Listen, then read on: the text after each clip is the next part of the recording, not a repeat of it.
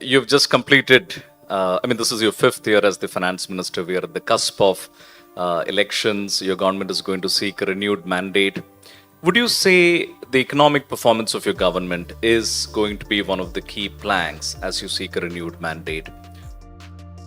The opposition has been raising price rise and unemployment, or rather, unemployment as two key issues. They've been trying to make that as a plank. What is going to be your approach when you go to the people for renewed mandate this time? See, the opposition is well within its rights to speak about issues of concern which affect common people. In India, inflation is a repeat monsoon, crop, and a few uncertainties based repeat challenge, which I think every government knows when it will hit them badly and what are the measures that they should take to keep it well within an acceptable level. It's only when there are extreme events that sometimes it goes beyond. But when it goes beyond, you should also be sure enough that you have enough tools to bring it back to where it should be. And that's where the contrast lies. In spite of COVID, in spite of global value chain disruptions, in spite of droughts in some area and floods in some others, I think this government has been very focused in keeping inflation well within the tolerance band. Probably 2 times it would have just gone above it, but soon enough it was brought down. As opposed to 22 months of double-digit inflation during UPA. And sure enough, this government or that government knew also the ways in which you can make sure by dealing with the supply side issues, you would have been able to control at least the food inflation, which is what those 10 years between 2004 and 14 did not see.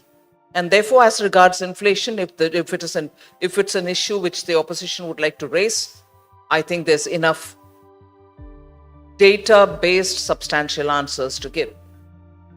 However, inflation is always, as they say proverbially, it's a tax which is not levied, but the burden is there.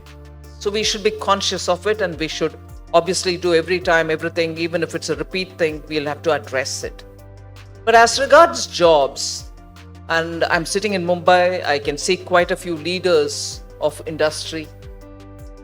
Other than the questions which people would raise on India's data collection, you don't have enough information on formal employment, women's participation in workforce, or number of informal and so on. I think India is also seeing a major reset in the labor market, and that is very sharply seen now. On the one hand, you see people who are skilled, semi-skilled, who are also making efforts to upskill themselves and move on to new opportunities, better opportunities. Equally, you're seeing the informal sector getting formalized.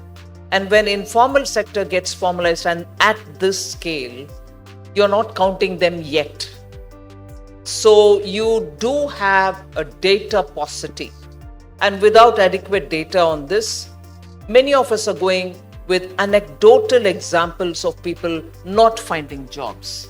If only we take government schemes aimed at giving credit without collateral for people who want to do their own business, self-employed people who today are expanding their businesses. And how do I know that? Not anecdotally, but based on data.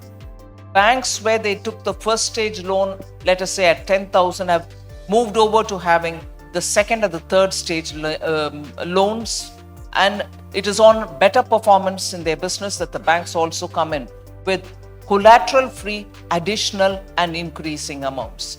All these cannot be just one person doing it all for himself. They are creating jobs.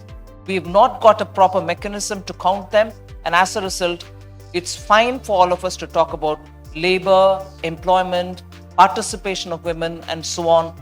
But as long as our collection of data is pertaining only to the small formal sector, and we miss out for various reasons the transition that's happening between informal to formal. We are not going to talk with data in hand. It's all right, we can have a conversation.